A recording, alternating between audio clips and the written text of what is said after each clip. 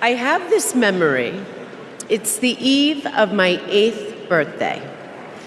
Dad is still in D.C., tending to urgent matters in the Senate. That night, as a surprise, Mom told me, Bo, and Hunter to get in the car.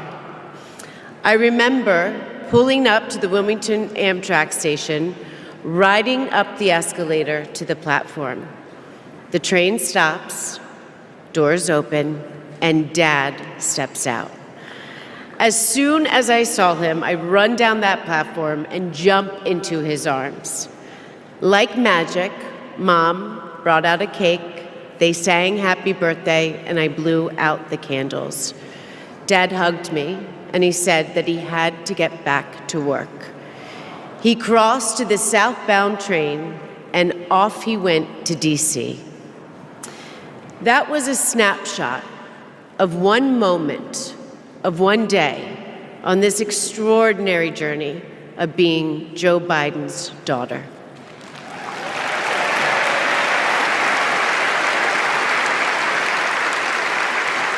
Joe Biden is the OG girl dad. He told me I could be anything and I could do anything. As a child, I would sit on the leather chair in his office doing my homework, and he would sit next to me doing his work, drafting the Violence Against Women Act.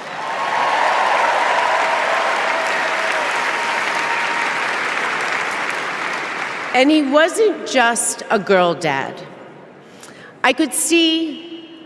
And he wasn't just a girl dad. I could see that he valued and trusted women.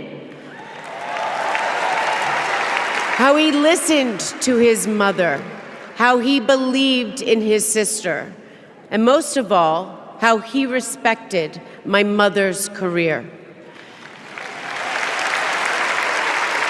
Dad was always there, doing everything he could to be a true partner to her.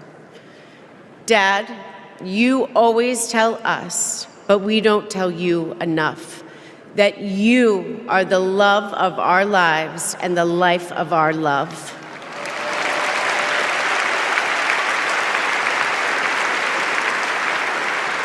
I had my wedding reception in my parents' backyard.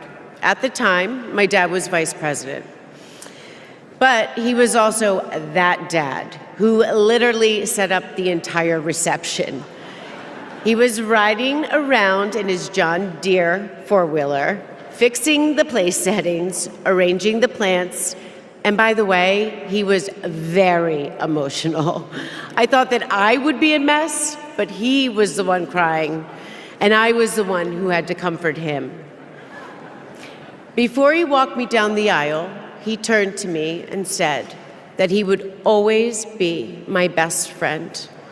All these years later, Dad, you are still my best friend. His example in service inspired my career. I'm a social worker in Philadelphia.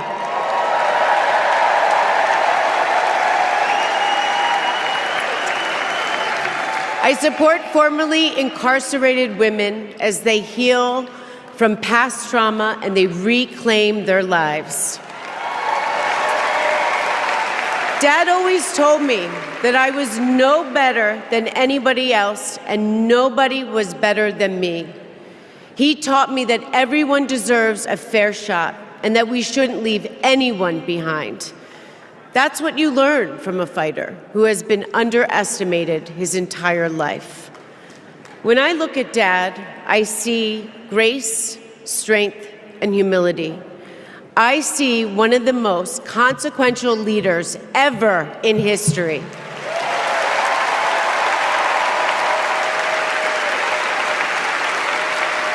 And I also know that he never stops thinking about you, about your dreams, about your dignity, about your opportunities, about your family. Dad knows that family is everything. When Hunter and I lost our brother Bo to cancer in 2015, the grief and the pain felt like it might never end. Dad had the capacity to step out of his own pain and absorb ours. And I know that Bo is here with us tonight, as he is always with us.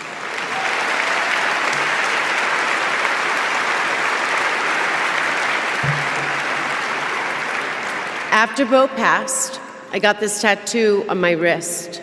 It says, "Courage, dear heart."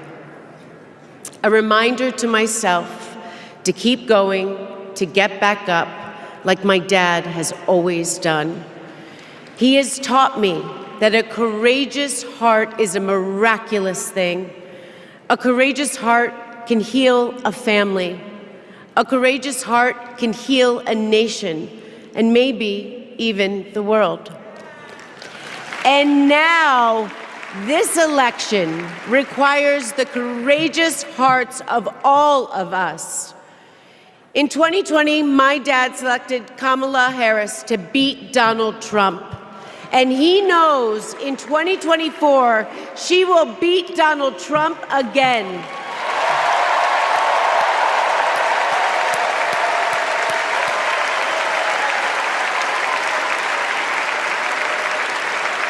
So tonight, I am asking you, if you stood with us in 2020, call upon your courageous heart.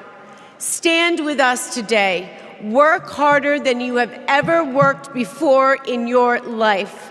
This is the fight of our lifetime. Our freedom, our democracy, our reproductive rights. All of this, all of it is on the ballot. And I know together we can do this because my dad helped show us the way. And now I would like to introduce my father, your 46th President of the United States, Joe Biden.